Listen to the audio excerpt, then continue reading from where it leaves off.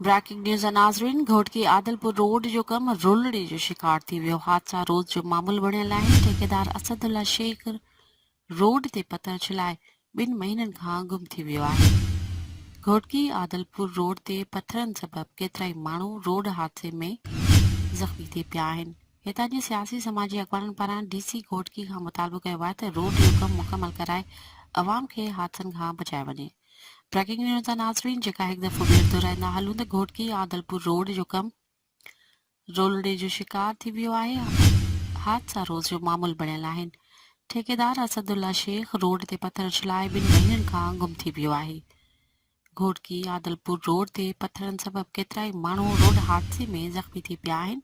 हितां जी सियासी समाजी अॻवाननि पारां डीसी घोटकी खां मुतालबो कयो आहे त रोड जो कमु मुकमल कराए अवाम खे हादसनि खां बचाए वञे।